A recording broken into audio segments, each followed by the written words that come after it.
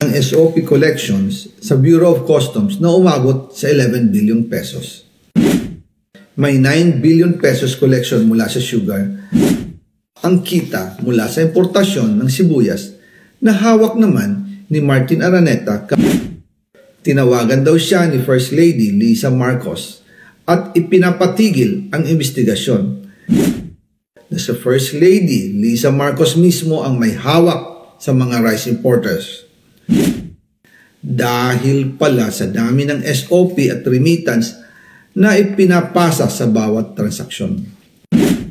Ang pinakamakapangyarihang pamilya pa mismo ang sangkot sa ganitong sistema.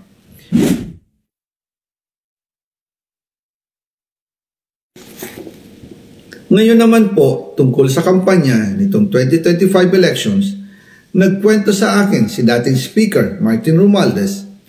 Kinausap daw siya ni PBBM sa Tacloban para tumulong sa gastusin ng mga kandidato mula national hanggang local candidates.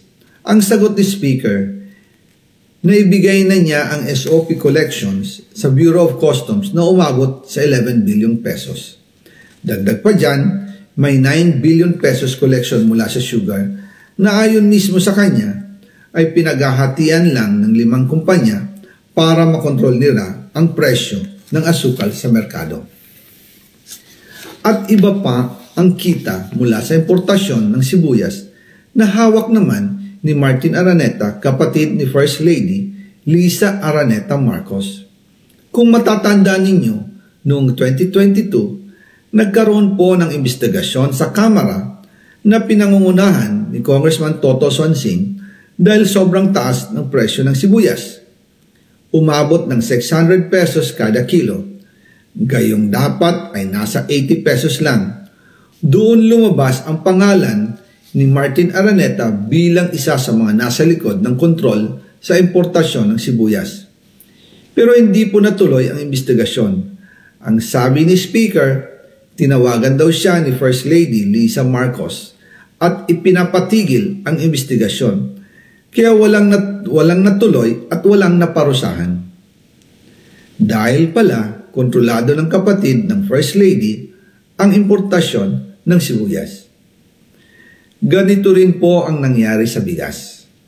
Noong April 2023, nagsimula nang tumaas ang presyo ng bigas.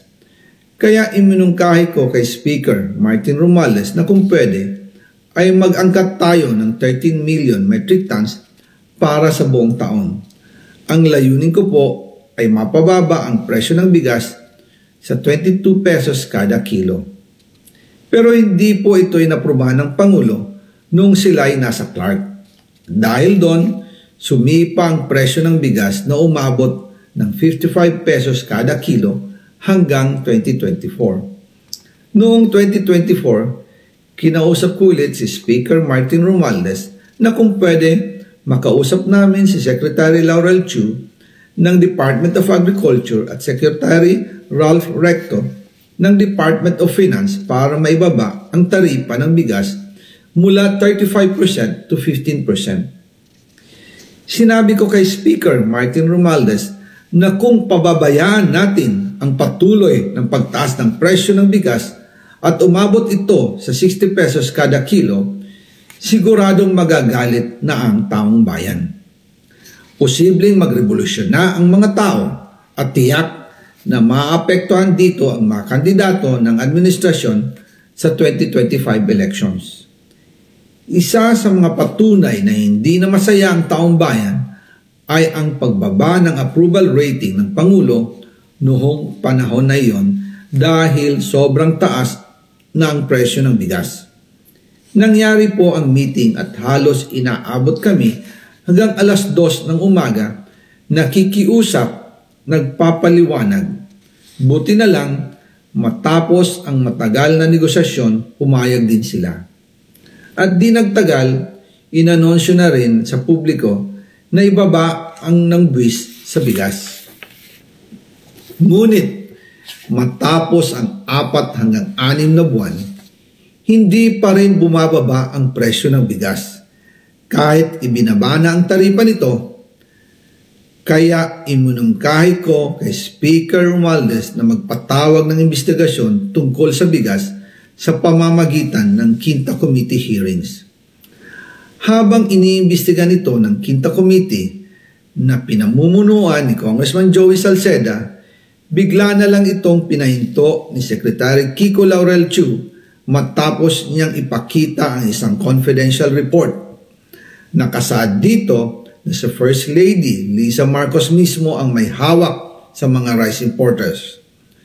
Ayon kay Secretary Laurel, maaapektuhan daw ang First Lady kung itutuloy ang investigasyon dahil kasama raw nila sa Vietnam visit ang ilang importer ng bigas at nag-dinner pa raw sila roon. At noong araw din yun, tumawag si Congressman Sandro Marcos kay Speaker Romualdez upang ipatigil ang House investigations tungkol sa bigas as instructed ng Pangulo. Magkasama kami ni Speaker Martin Romualdez nang tumawag si Congressman Sandro Marcos. Dumating din si Secretary Laurel Chu sa Manila Polo Townhouse at doon siya pinagalitan ni Speaker dahil inilabas niya ang confidential report na nagdidiin sa First Lady sa issue ng rice smuggling. Humihingi ng paumanhin si Secretary Laurel Chu at sinabi niyang, "Pasensya na, masyado akong naive." Doon namin naintindihan kung bakit. Kahit ibinaba na ang import tax ng bigas mula 35% to 15%, ay hindi pa rin bumababa ang presyo sa merkado dahil pala sa dami ng SOP at remittance na ipinapasa sa bawat transaksyon. Dagdag pa po, maraming importers ng isda ang nagre-reklamo dahil kontrolado ito ng kaunting kumpanya lamang. Wala naman daw tax sa importation tuwing lean season, pero kahit ganoon, hindi pa rin sila nabibigyan ng permit to import. Ang makaunting kumpanya na ito lang ang nabibigyang permit to import. Dahil dito, kontrolado din ang presyo ng isda. At ito din ang dahilan kung bakit mataas ang presyo ng galunggong. Mga kababayan, hindi dapat naghihirap ang Pilipinas. Hindi dapat ganito kamahal ang mga pangunahing bilihin tulad ng bigas. At higit sa lahat, hindi dapat nagugutom ang mga Pilipino. Wala silang malasakit sa taong bayan, lalo na sa mga mahihirap. Inaabuso ang kapangyarihan. Nagiging negosyo ang pera ng taong bayan. Masakit man tanggapin, pero ito ang katotohanan. Ang pinakamakapangyarihang pamilya pa mismo ang sangkot sa ganitong sistema. Mula sa Pangulo, First Lady, hanggang sa anak, sila mismo ang nagtatakda, kumukontrol, at nakikinabang sa mga transaksyon dapat sanay para sa kapakanan ng sambayanan. Hawak at kontrolado nila halos lahat ng ahensya, kaya nagagawa nilang itago ang katotohanan. Sa mga susunod na araw, marami pa po akong isisiwalat. Maraming salamat sa inyong oras at patuloy na pag-unawa. Naway, magising tayo sa katotohanan at sama-sama nating hanapin ang hustisya para sa bayan. Diyos mabalos po sa Indogabos.